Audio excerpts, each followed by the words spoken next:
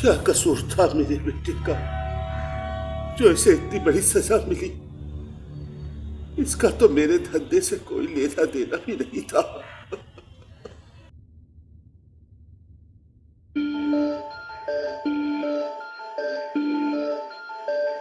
पता लगाओ, इसके गुर्दे में इतनी ताकत आ गई कि उसने त्यागी के बेटे को चिता पर लिटा दिया। अगर उसे इसी चिता पर ना लिटाया तो मेरा नाम रत्नाकर त्यागी नहीं।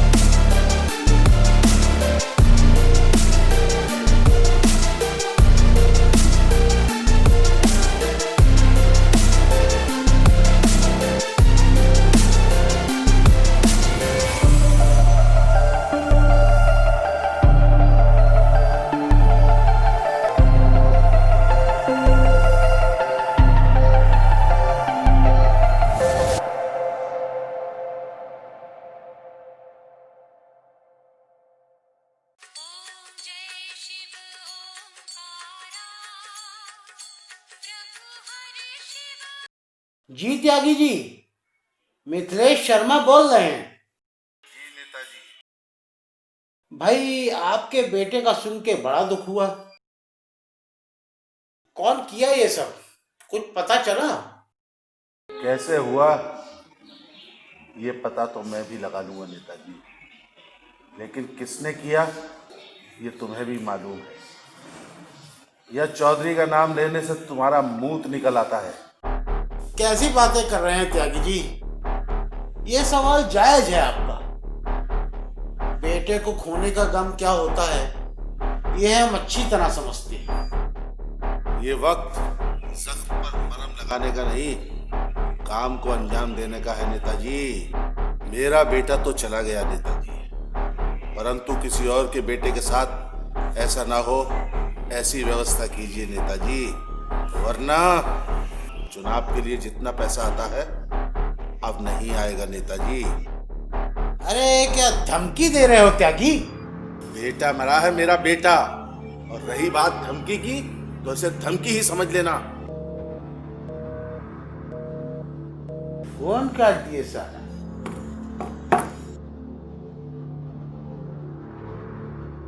चौधरी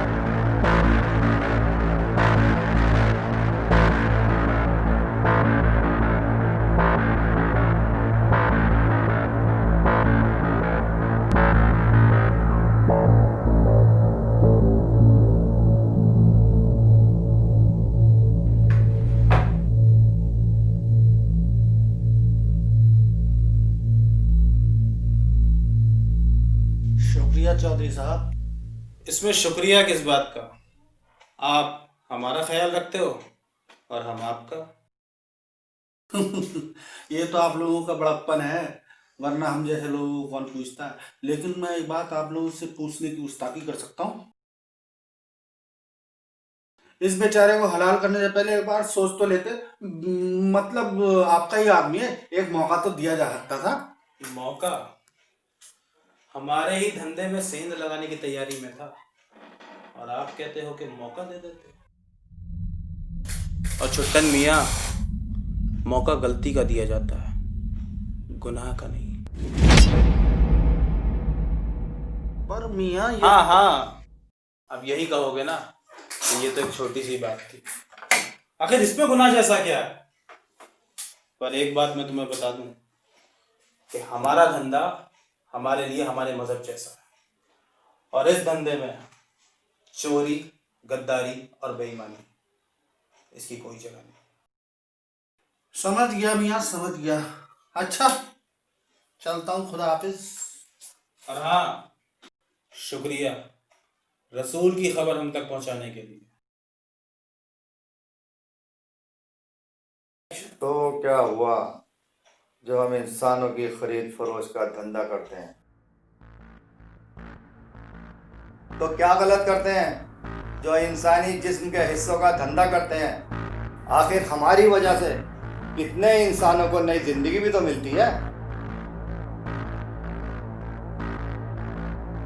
हाँ, वो अलग बात है कि इसमें कुछ बेकसूर मारे भी जाते हैं, पर यही तो धंधा है, किसी एक का नुकसान, दूसरे का फायदा।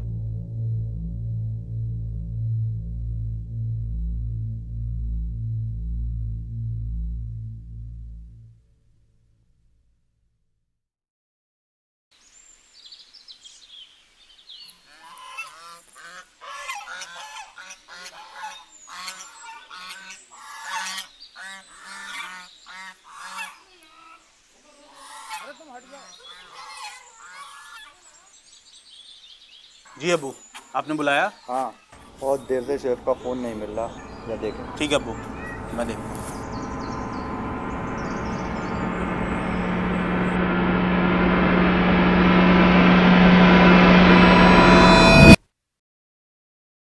ओए, निकाल इसे, मत पिया कर इसे। चल, दोस्त की बात मान ली। क्या बात, आज तेरे अब्बू का फोन नहीं आया? मेरा फोन ऑफ है। अच्छा, तभी तो मैं कहूँ फोनों की बौछार नहीं हो रही। क्या बताऊं यार, अब्बू ने जिंदगी दोजख बना रखी है। कहाँ जा रहा हूँ, किससे मिल रहा हूँ, सब बताना पड़ता है। ऐसा होता है क्या? जिनके दुश्मन बड़े होते हैं ना, वो कदम फूक फूक के रखते हैं और तेरी फिक्र करते हैं। फिकर? दुश्मन तो भैया के भी है ना, फिर मेरे साथ ही ऐसा क्यों? तेरे भी तो डैडी है ना, उनको पता है कि मैं दुश्मन का बेटा हूं, वो तो ऐसा नहीं करते ना। मेरे डैडी का कहना है हमारी प्रोफेशनल और पर्सनल लाइफ दोनों अलग होनी चाहिए।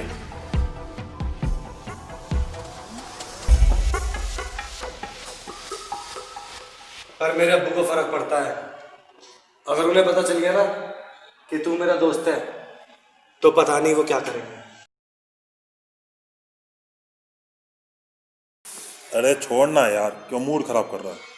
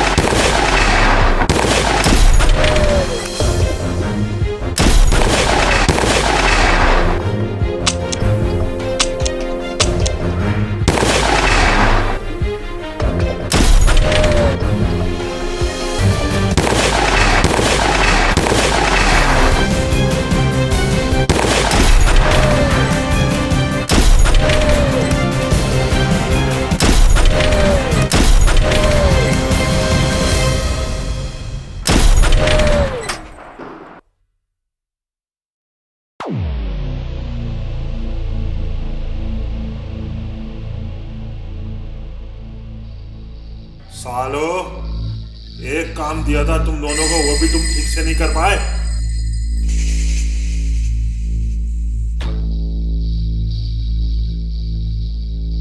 इतनी मुश्किल से इतना अच्छा मौका हाथ में लगा था।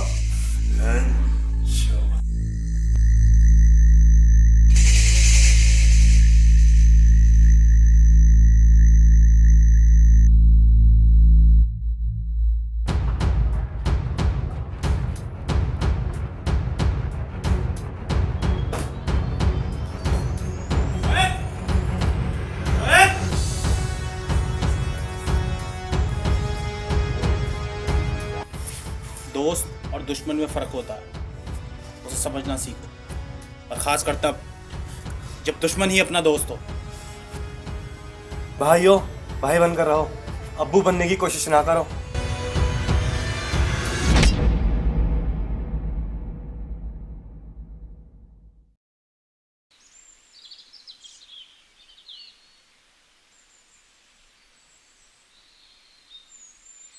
हाँ रोनी, कुछ पता चला किसके आदमी थे? यह तो पता नहीं है किसके आदमी थे, लेकिन ये दोनों मेरे हाथ से तो बच नहीं पाए। दोनों की लाशें इस समय मेरे सामने पड़ी हैं। चल ठीक है, बाद में बात करता हूँ।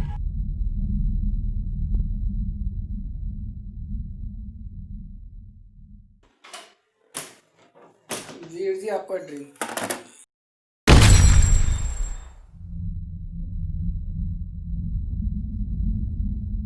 उमर, बॉडी हटा यहां से।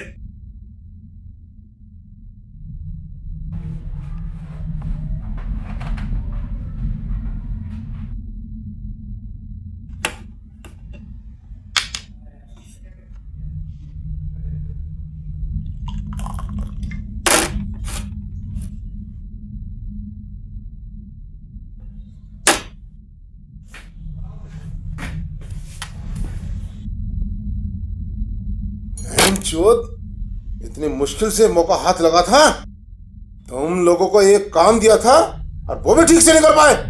डैडी, काम तो हो ही गया था, एंड वक्त पर उसका भाई पता नहीं कहां से आ गया, सारा काम चौपट हो गया। शोएब को शक तो नहीं हुआ? शक तो नहीं हुआ, लेकिन आपको लगता है हम ऐसे कामयाब हो पाएंगे? डैडी, यही सही वक्त है, त्यागी से हाथ मिला लो।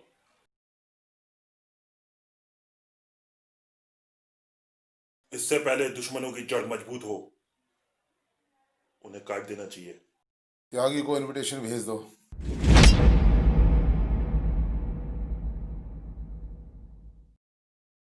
कहाँ चले हैं नवाब साहब? घूमने आ रहा हूँ। क्यों? ऐसा है, जरा फालतू घूमना बंद करो। आजकल मुरादाबाद का माहौल बहुत ज्यादा खराब चल रहा है। आप तो ऐसे कह रहे हो जैसे माहौल मैंने खराब कर रखा है। अच्छा, अरे भोसड़ी के, तुम तो हमारी हर बात का उल्टा ही मतलब निकालते हो। अबे गोली नाम पता पूछ के नहीं निकलती है बंदूक से। गिरने के डर से चलना छोड़ दूं क्या? अरे यार, तुम कुछ समझते नहीं हो। चिंता मत करिए, ये हमारे पास। अरे ये तो तुम्हारे भाई के पास भी था, गोली खा के चला गया। कहना ही नहीं मानते हैं भोसड़ी के।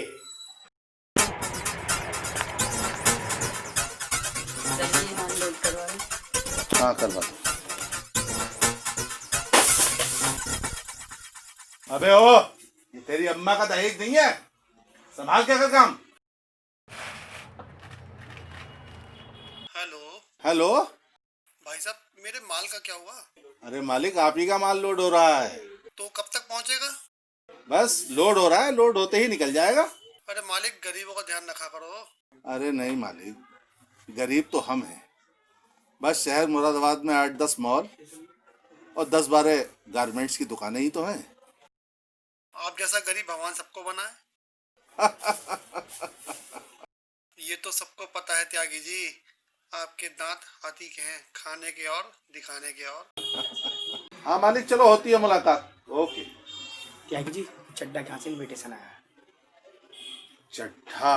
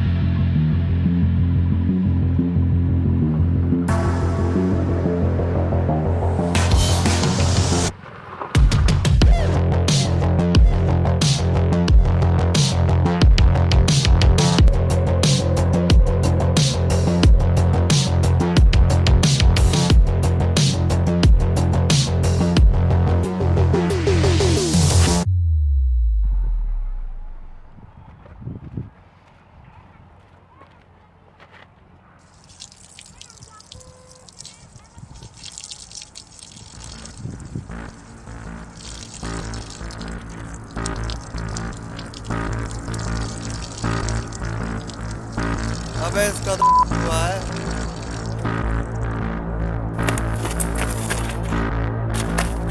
तो अच्छा लगता है क्या? देखा, जब गांड में गूदा ना हो ना तो कोशिश भी नहीं करनी चाहिए।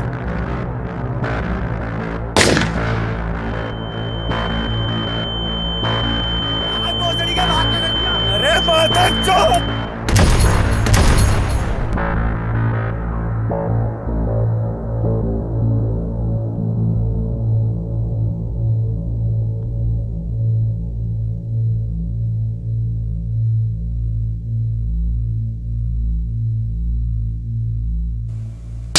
अबे वंश खत्म कराओगे क्या मेरा?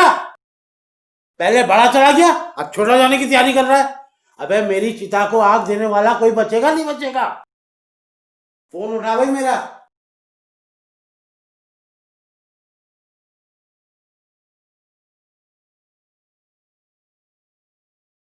जी सर।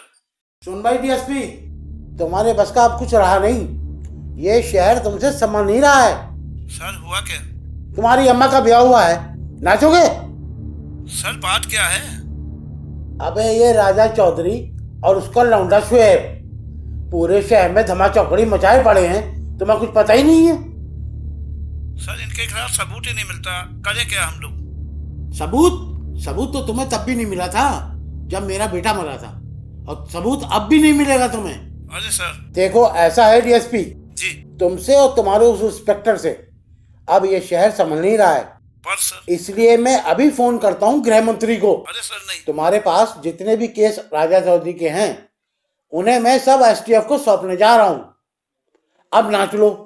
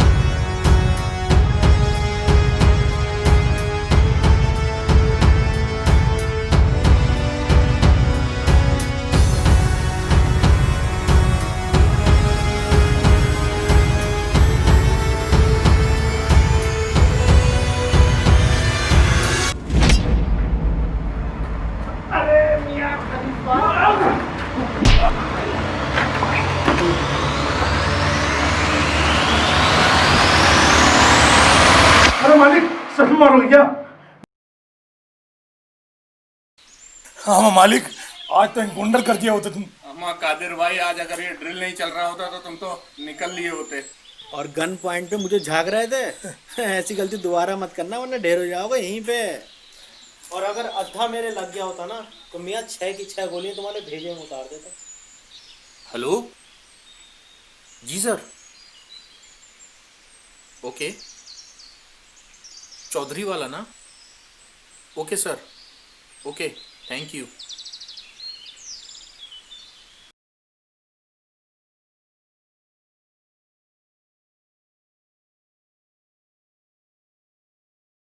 मालिक बुलाया क्या? सुना है चौधरी के बहुत खास हो, क्या जानते हो उसके बारे में? मालिक मैं तो इसके बारे में जानता हूँ, जहाँ ये मिल जाए मैं उसी की तरफ। फिर तो त्यागी और चट्टा के बारे में भी जानते ही होगे। बताया तो मालिक। तो तुम नारायण नारायण खेल रहे हो, लेकिन हमारे यहाँ ये नहीं, ये मिलता है। अब खेलोगे? तो चौधरी के खिलाफ सबूत कौन और कैसे देगा? इस समय आपकी मदद एक ही आदमी कर सकता है, और वो नैनीताल में मिलेगा।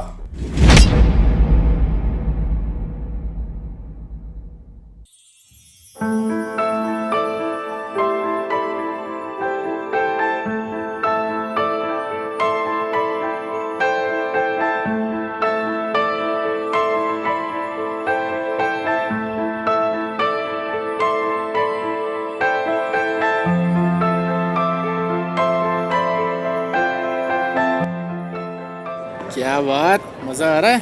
Yes dad. नैनीताल में आइसक्रीम एंजॉयिंग? यस।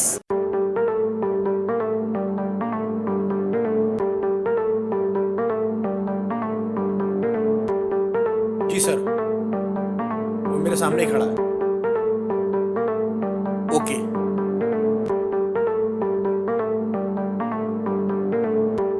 अरे कहाँ गया? रोहित, तुम अपनी आइसक्रीम को फिनिश करो। तुम्हारी आइसक्रीम फिनिश होने से पहले मैं भी आया। Okay dad.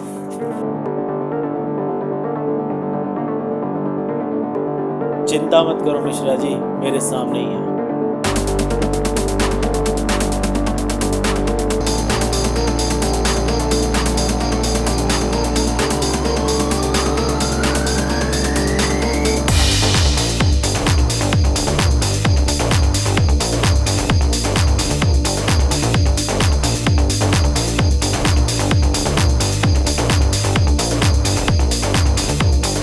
मिश्रा जी गायब हो गया। आपने देखा कि आपके पास आ रहा होगा। अच्छा सर, पकड़ता हूँ सर।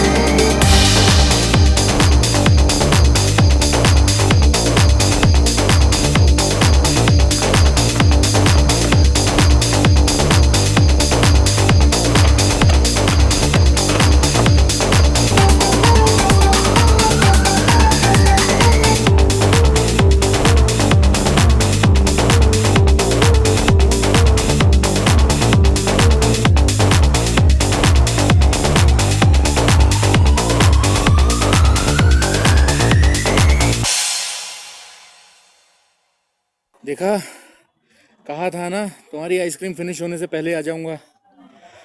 कम ऑन डैड, ये तीसरी है। आइए मिश्रा जी बैठिए। अरे सर, ये बैठिए मिश्रा जी। ये हमसे क्या करवा रहे हो सर? मिश्रा जी बुलवाइए। अरे सर, ये आप लोगों का काम है सर। मारिए मिश्रा जी। अरे सर, ये बंदूक चलाते हैं, ये क्या कम है सर? अरे मारिए मिश्रा जी, मारिए। हम कह रहे हैं ना मिश्रा जी मारिए। अरे सर, अरे मिश्रा जी मर जाएगा ये। अरे सर, ये आप लोगों का काम है, आप ही करिए, आप ही करिए सर। हाँ भाई, ऐसी बकेगा या खातिरदारी करवा कर?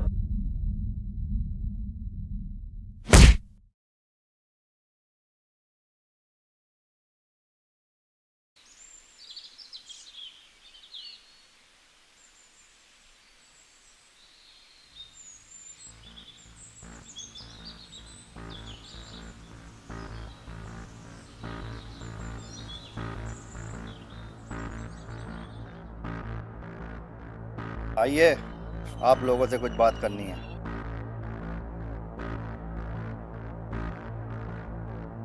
आप दोनों हमारी औलाद हो। आपको पता होना चाहिए कि धंधा किस तरीके से चलाया जाता है। जी अब्बू।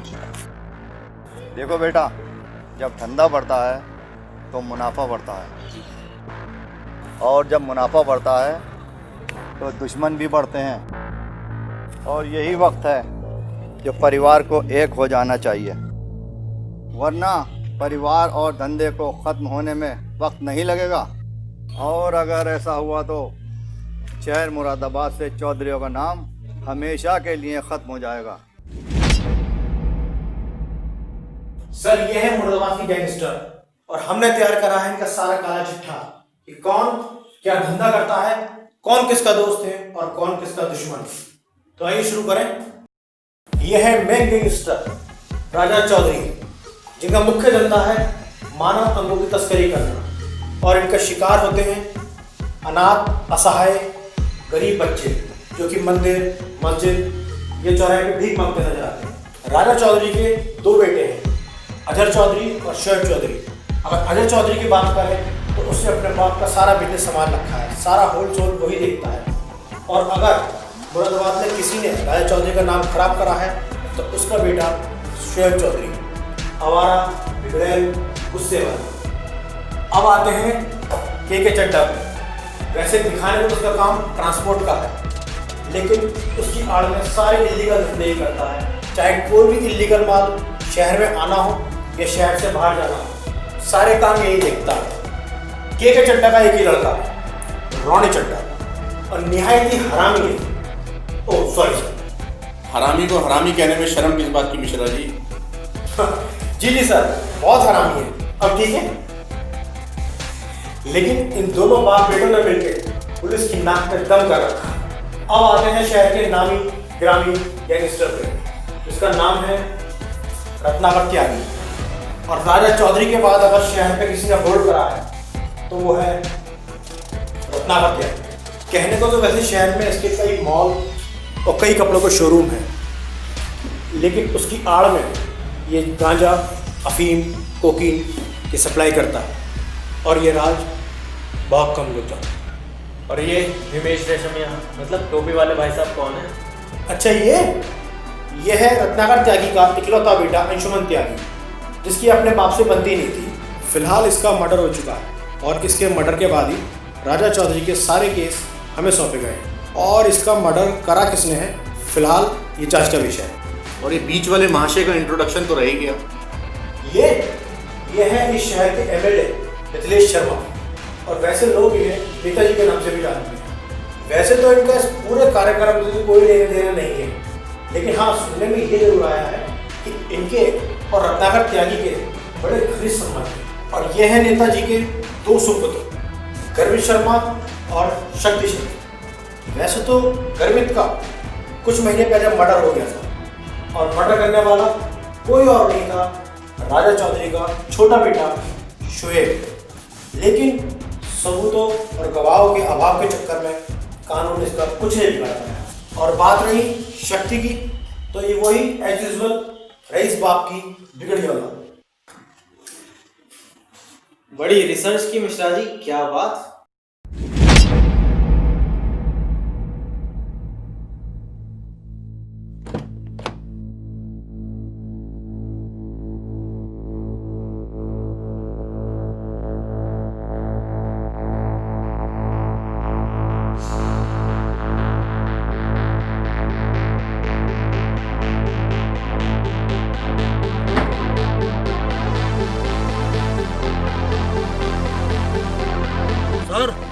मैं आऊं क्या? अभी नहीं, अगर कुछ गड़बड़ हुई तो मैं इशारा करूंगा।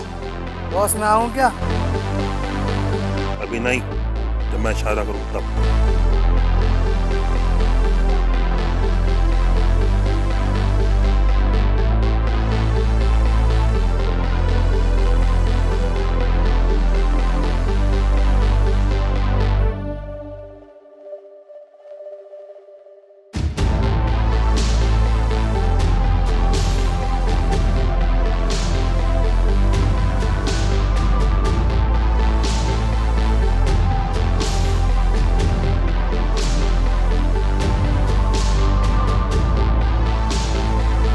बड़ा सोच रहे हो क्या चड्डा? बड़ा तो सोचना होगा त्यागी, तभी इस शहर पे राज करने का सपना पूरा होगा। राज तो मैं भी करना चाहता हूँ चड्डा, लेकिन ये कैसे भूल जाऊं कि तेरी और मेरी दुश्मनी बहुत पुरानी है।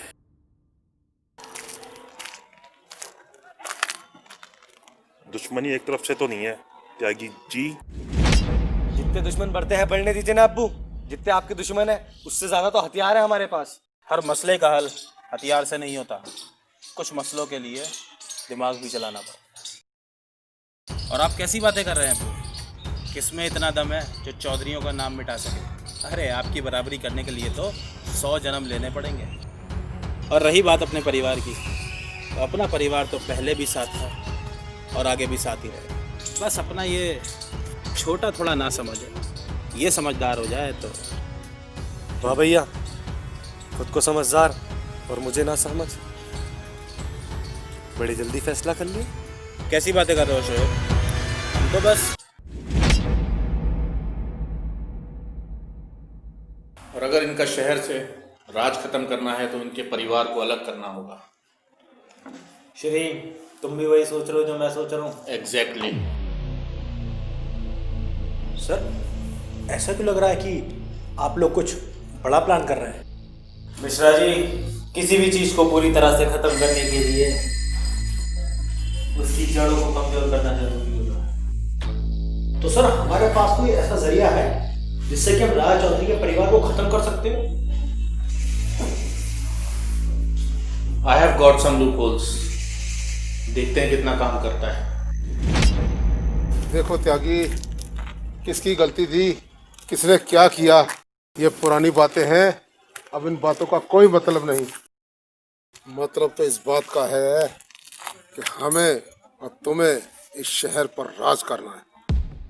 फिर चाहे तुम्हें इसके लिए साम दाम दंड भेद कुछ भी अपनाना पड़े। उम्र के साथ साथ त्यागी जी समझदार हो गए। माँ के पेट से कोई समझदार पैदा नहीं होता रोनी। उम्र और तजुर्बा इंसान को समझदार बना देते हैं रोनी। और ना तुम उम्र दराज हो और ना तुम्हें तजुर्बा है, अपने डैडी की तरह।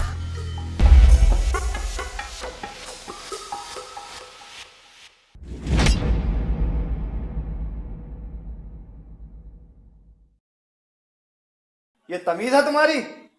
अपने बड़े भाई से ऐसे बात करते हैं? अब्बू, अगर आप चाहते हैं हम समझदार बने तो धंधे में हमें भी बराबर की जिम्मेदारी दीजिए, जैसी भाईजान को दी है, वरना हमें ना समझ मत कहिए।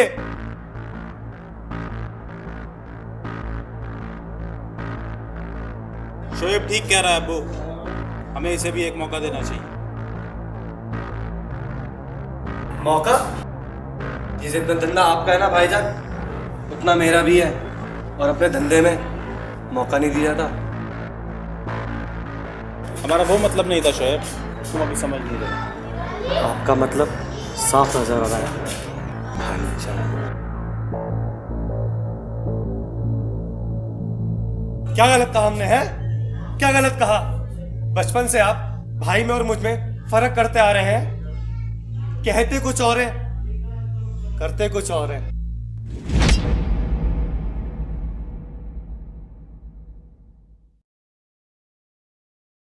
सर, आप कह रहे हैं कि राजा चौधरी के परिवार में रिश्तों में जो गलतफहमियां हैं उसका फायदा उठा के हम शहर की गंदगी को साफ कर सकते हैं? सही समझे तो सही है सर, तो देर किस बात की, चलिए आइए मुरादाबाद की गंदगी को साफ करते हैं। तुम्हें क्या लगता है मिश्रा जी, हम हाथ पे हाथ धर के बैठे हैं? हमारा काम शुरू हो चुका है, सिर्फ एक मौके की तलाश है। मैं उस दिन का इंतजार है जिस दिन चौधरी अंदर से कमजोर पड़ेगा, और उस दिन हम उसे खोखली दीवार की तरह लात मार के गिरा देंगे। तो तुम्हें क्या कोई कमजोर कड़ी मिली उसकी? त्यागी, मिल भी गई और उसे खोखला करना भी शुरू कर दिया। इसीलिए तुम चाहते हो कि हम दोनों साथ हो जाएं, ताकि वक्त आने पर हम उस पर भारी पड़े। हम लोगों को एक साथ और मजबूत होना बहुत जरूरी है, क्योंकि अगर हम एक बार चुक गए तो चौधरी दोबारा मौका नहीं देगा। क्या गलत किया है हमने? तेरी हर ख्वाहिश को पूरा किया है। इसी बात की तो तकलीफ है अब्बू, आप हमारी ख्वाहिशों को पूरा करने में ही हमारी खुशी समझ बैठे, जबकि हमारी असली खुशी किसमें है इस बात का तो आपको इल्म ही नहीं है।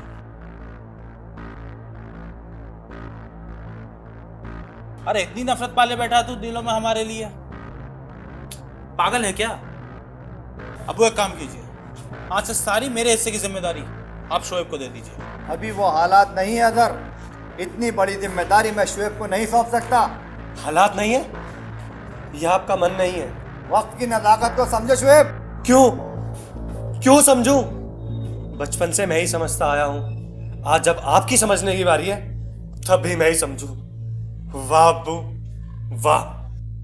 तो सर मैं ये कह रहा था, ये है शहर के सारे गीदड़ जो इस शहर पे अपना कब। अरे भाई गौतम साहब, ये चल रही है गुपचुप मीटिंग। सर मैं पहले ही कह रहा था आपसे। अरे भानु प्रताप जी, आज यहाँ का रास्ता कैसे भूल गए आप? श्रीकांत जी, हमारे काम के बीच में आओगे तो आपको बीच में आना ही पड़ेगा।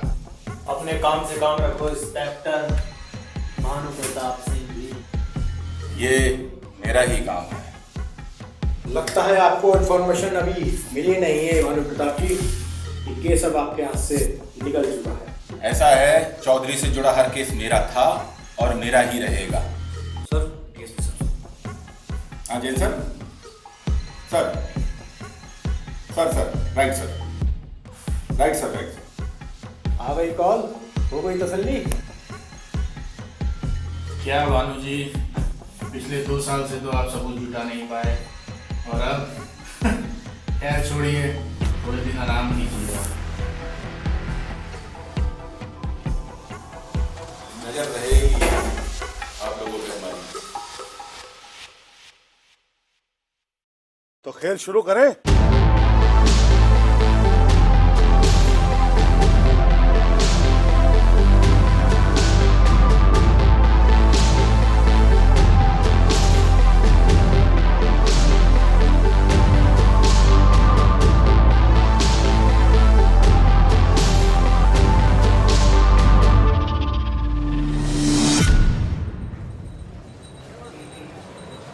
अरे सर क्यों परेशान हो रहे हैं आप? ये इन्वेस्टिगेशन करना हमको सिखाएंगे? वो तो ठीक है सर, लेकिन अब करना क्या है? करना क्या है, डीएसपी सर ने कहा है कि इन पर नजर रखो और मौका मिले तो बताना। फितूर चढ़ गया है तेरे दिमाग पे, धंधा संभालना है, शहर पे राज करना है। तुम सही कह रहे थे अजहर, ये ना समझ है और ना समझ ही रहेगा।